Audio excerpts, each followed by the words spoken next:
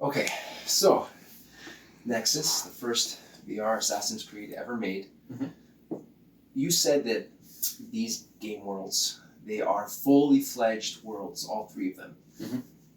Is it like me playing AC2 going into there? Can I explore every inch of Venice? How big? What areas did you choose to keep? What areas didn't you choose to keep? How does it work? So I think we made the worlds to the size that makes sense with the missions that we had and we wanted to have. Right. For sure it's VR, so we have some constraints that we have to work with, but I think we went very far, and our amazing engineers did an amazing job to recreate proper open maps for those worlds. And that was a balance between what can we do, what do we need. Is it crazy to think that we had those kind of mini open worlds and open maps in the game? And I think we achieved something that is quite good and quite interesting, and probably beyond our initial expectations, even in terms of how far we can see and how many people are on the streets. And I don't know if you played yet, but I did. Okay, but I think it's. We hope it's one stepping stone or one good technical achievement that we made also with AC Nexus. Was there one world, was Greece maybe harder to do than Italy, or Boston easier than one of them, or was it kind of just smooth sailing?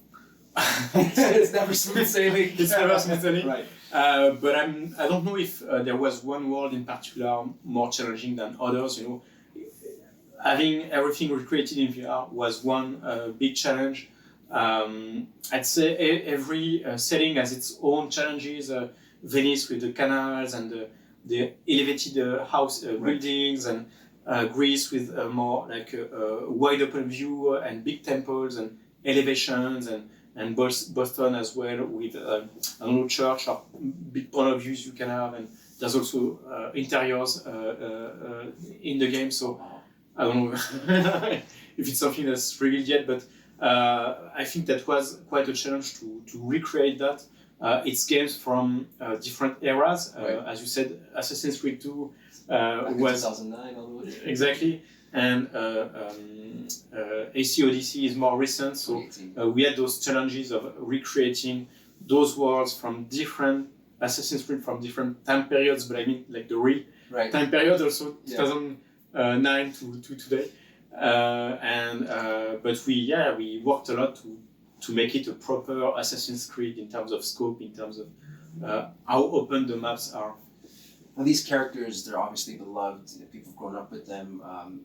Cassandra is most recently one of the most favorite assassins. In this game, the missions that they're doing, do we learn anything more about the characters? It's a completely new thing. Is it connected at all to their worlds? Are we learning some things about them that maybe we didn't learn in those original games, or how's that work? Yeah. So I can't tell much about the story. Okay. But it's beloved characters, but in brand new missions, a brand new adventure, even for the player as a hacker using the VR headset as a way to get into the Animus. Right. So you get to play more with those characters and discover another part of their story. A connection also between those three characters and in the Animus and with Abstergo and the Templars. And so the story lets you go further into the meta story, if I could say. Now, VR has been around for a little while. I want to know, you said it's been almost 10 years that you've been working in VR and finding ways to make it comfortable, make it safe, make it fun. How has the technology changed since you first started, and what were the biggest challenges up until this point with the technology?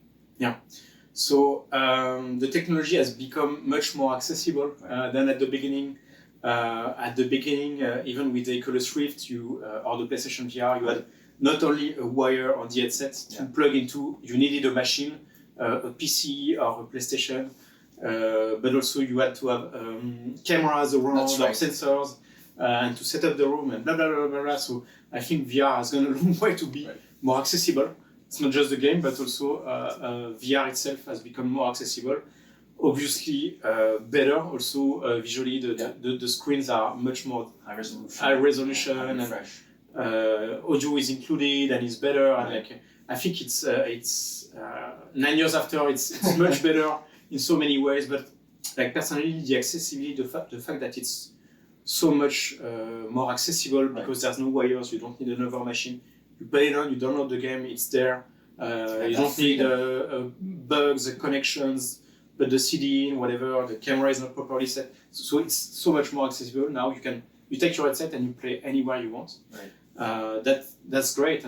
But I think we have VR is a new technology, so there's a long way to ultimately I don't know, becoming a pair of sunglasses in the form factor. Exactly. So hopefully one day it's going to be as small and as easy as that, and as simple as putting sunglasses and you're in AR, VR.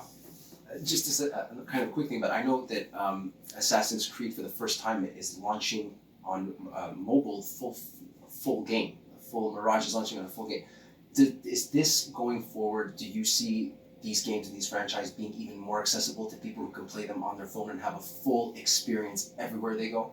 Well, I think that's one of the ideas to allow iPhone users soon to play Mirage fully, and so the more people we can reach, the more players can enjoy the Assassin's Creed universe on their platform of choice. The better it is, I think, for us obviously, but also for players that might want to play on their device an Assassin's Creed. So for VR, people that enjoy playing in VR, maybe they wanted to play an Assassin's Creed and maybe they didn't have the chance. So we hope now they have the chance to play an Assassin's Creed on their platform of choice, which might be VR.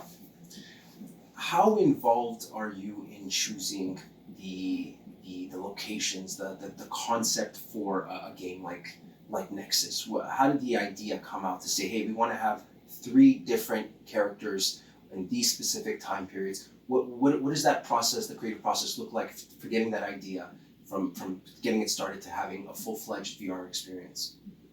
So there is a brand team on Assassin's Creed. So there is people that are looking for the Assassin's Creed universe and what makes sense and what could be the next story, or all those games that are created and currently or in the future, and in what universe, what story, what historical period it could be, and does it make sense, and can we take this character and put it into another Assassin's Creed game, and such things. So there is people really that work to really make it a cohesive universe for everyone to enjoy.